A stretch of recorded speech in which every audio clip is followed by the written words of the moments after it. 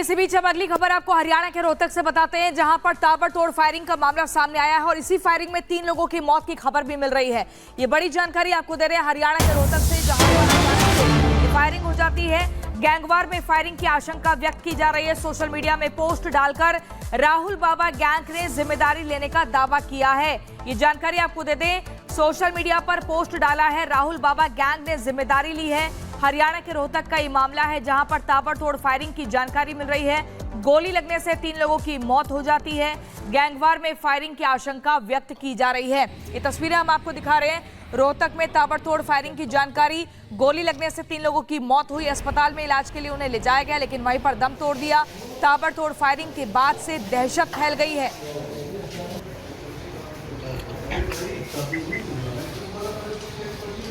सूचना आई है कि यहाँ पर शराब के ठेके पे फायरिंग हुई है और अभी तक जो सूचना मिल रही है उसमें 3 लोगों की मृत्यु होने की सूचना है।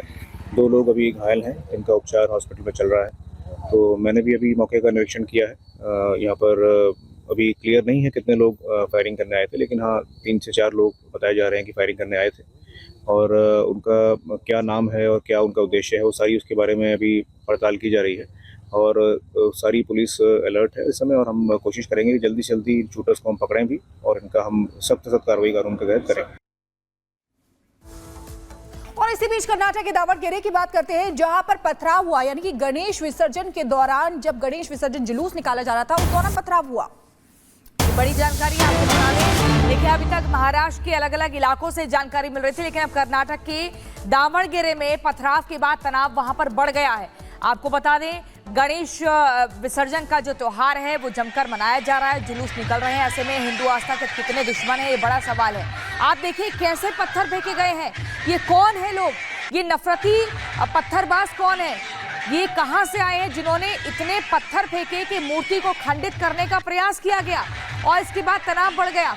विसर्जन पर पथराव किया जा रहा है। क्या हिंदुस्तान में हिंदू त्योहार मनाने की इजाजत नहीं है? अगर ऐसे हिंदू धर्म से जुड़ा जुलूस निकलेगा तो क्या उन पर पत्थर फेंके जाएंगे? राज्य बदल रहे हैं, जगह बदल रही है, लेकिन तरीका एक ही है, पैटर्न एक ही है। और ये नफरती पत्थर आखिर कब तक इस तरीके से बरसाए जाएंगे? आखिर कब जाकर सख्त कानूनी कार्रवाई होगी? इन लोगों में कानून का कोई डर नहीं है, कोई दहशत नहीं है। कानून की किस कदर धज्जियां उड़ा रहे हैं, तस्वीरों में देखा जा सकता है। तो आपको बता दें कि गणेश विसर्जन जुलूस के दौरान ये पथराव हुआ, और ये पहली बार नहीं है, इससे पहले भी कई बार इस तरीके की हरकतें सामने आती रही हैं जब पथराव किया जाता रहा है। गणेश विसर्जन यात्रा हो या आपको बता दें कि कुछ भी ऐसे धार्मिक अनुष्ठान हो, कई बार ऐसे पथराव की स्थिति देखने को मिली है। अब विसर्जन यात्रा पर पत्थर फेंके गए। दूसरी तस्वीर में आपको दिखा रहे हैं, कर्नाटक के दावणगेरे में पथराव हुआ है, जिसके बाद वहां पर तनाव की स्थिति है। 10 पुलिसकर्मी के घायल होने की भी जानकारी मिल रही है, यानी कि 10 लोग उसमें घायल हुए हैं। रोकने की जब कोशिश की गई तो उसमें पथराव को रोकने की कोशिश की गई, उसके बाद पुलिसकर्मी के घायल होने की भी जानकारी मिली है। तो आप देखिए कि किस तरीके से अराजकता का माहौल बनाने की कोशिश की गई कर्नाटक के दावणगेरे में, जहां पर पथराव हुआ। और इसको हिंसा ही कहेंगे कि पथराव के बाद कई लोग उसमें घायल भी हुए हैं। किस तरीके से भारी संख्या में वहां पर लोग मौजूद हैं, यानी कि अराजक तत्व मौजूद हैं और लगातार वहां पर पथराव कर रहे थे। तो ये तस्वीरें आपको दिखा रहे थे। और अब बात यूपी की कर लेते हैं, जहां पर अखिलेश यादव और मुख्यमंत्री योगी आदित्यनाथ के बीच जो जुबानी जंग है वो तेज होती जा रही है। जहां मुख्यमंत्री योगी आदित्यनाथ ने पलटवार किया है, वहां अखिलेश यादव डिफेंसिव मोड में आ गए हैं। बिल्कुल, पूरी खबर आपको इस रिपोर्ट के जरिए दिखाते हैं कि कैसे थोको वर्सेस रोको की राजनीति उत्तर प्रदेश में देखने को मिल रही है। देखिए इस रिपोर्ट में।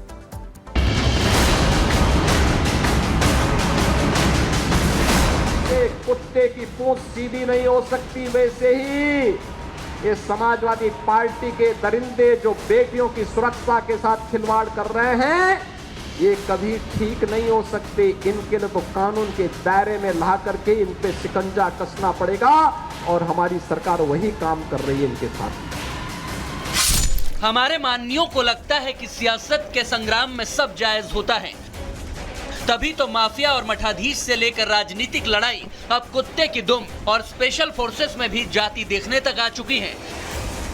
कैसे योगी की एसटीएफ में अखिलेश को ठोको फोर्स दिखाई देती है वो आपको बताएंगे। पहले सुनाते हैं कि माफिया पर कैसे योगी और अखिलेश आमने सामने आ गए।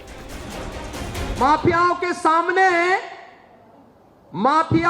सामने नाक रगड़ने वाला व्यक्ति, दंगाइयों के सामने घुटना टेकने वाला व्यक्ति आज भारत की संत परंपरा को माफिया कहता है।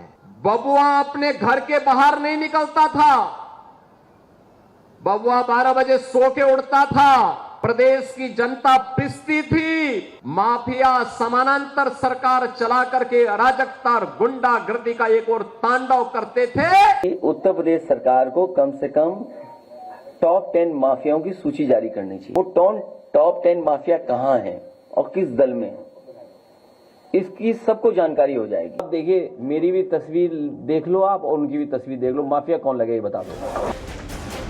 तस्वीरें तो अखिलेश जी पूरे देश ने देखी हैं। किसने माफिया अतीक को सांसद बनाया और कौन माफिया मुख्तार की मौत पर आंसू बहाने गया। खैर, यूपी में उपचुनाव है तो अब एनकाउंटर का जातिकरण और जाति की राजनीति का बोलबाला रहेगा। तभी तो सपा के मुखिया ने यूपी की स्पेशल टास्क फोर्स को योगी की ठोको नीति को अंजाम देने वाला करार दे दिया।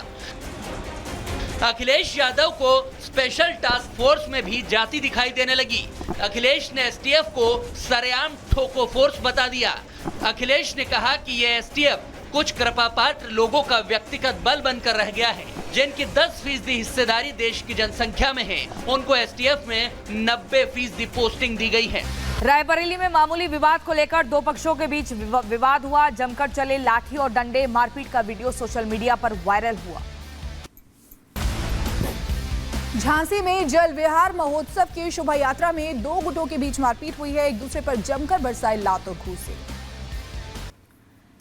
कुशीनगर में पुलिस ने नाबालिग युवक युवती को मॉब लिंचिंग से बचाया। खंबे से बांधकर कर रहे थे पिटाई। पुलिस ने 9 लोगों को गिरफ्तार किया। गाजियाबाद में दिल्ली मेरठ एक्सप्रेस वे पर हादसा हुआ है। बस के सामने कूदा शख्स, मौके पर मौत हो गई। सीसीटीवी फुटेज आए सामने। जौनपुर में माहौल बिगाड़ने की साजिश, मंदिर में की गई तोड़फोड़। हिंदू संगठनों का गुस्सा भड़का। यूपी के बहराइच में अतिक्रमण पर चला प्रशासन का बुलडोजर। जाम की समस्या से निजात दिलाने के लिए अवैध दुकानों पर हुई कार्रवाई। यूपी के एटा में पुलिसकर्मियों की लापरवाही आई सामने।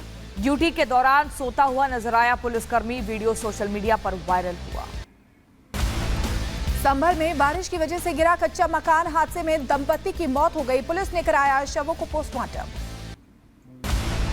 आरएएस अधिकारी प्रियंका बिश्नोई की मौत से फूटा बिश्नोई समाज का गुस्सा। हॉस्पिटल के बाहर किया प्रदर्शन। सर्जरी के बाद हालत खराब होने से मौत हुई थी। फ्लोटिंग रेस्टोरेंट के लोकार्पण पर बोले सीएम योगी, कहा जहां थूक वाली रोटी और हापुड़ वाला जूस नहीं मिलेगा, सब शुद्ध मिलेगा। और अच्छा है, यहाँ पे जो मिलेगा कम से कम वो हापुड़ वाला जूस तो नहीं मिलेगा ना, या थूक लगा करके वे रोटियां तो नहीं मिलेंगी, या तो शुद्ध मिलेगा जो भी मिलेगा। जेडीयू नेता मनोरमा देवी के घर पर करीब 18 घंटे चली एनआईए की रेड। मनोरमा देवी बोली, टीम का किया पूरा सहयोग, जो भी पेपर मांगे सब दिए। जो भी पेपर मांगे मेरे पास सब पेपर मौजूद था। सारा पेपर हम उनको दिए कि हम राजनीति भी करते हैं, मेरा बिजनेस भी चलता है, मेरा होटल भी है, मेरा ठेकेदारी भी है। तो सारा पेपर हम मीडिया का भाई उनको हम एक पेपर दिए। मुरादाबाद में एआईएमआईएम नेता शौकत अली का समाजवादी पार्टी पर तंज। बोले, मुलायम सिंह ने जुए में जीती थी साइकिल, इसलिए साइकिल को बनाया चुनाव चिन्ह। मुलायम सिंह यादव ने अपनी पार्टी जब बनाई और उन्होंने जो अपना सिंबल पसंद किया जिसको साइकिल है। कोलकाता में प्रदर्शनकारी डॉक्टरों ने खत्म की हड़ताल। आज डॉक्टर हटाएंगे अपना धरना मंच। 41 दिन बाद काम पर लौटेंगे डॉक्टर। प्रदर्शन खत्म करने से पहले आज कोलकाता में डॉक्टरों का मार्च। स्वास्थ्य भवन से सीजीओ कॉम्प्लेक्स तक मार्च करेंगे डॉक्टर। आज से ही काम पर लौटेंगे प्रदर्शनकारी डॉक्टर।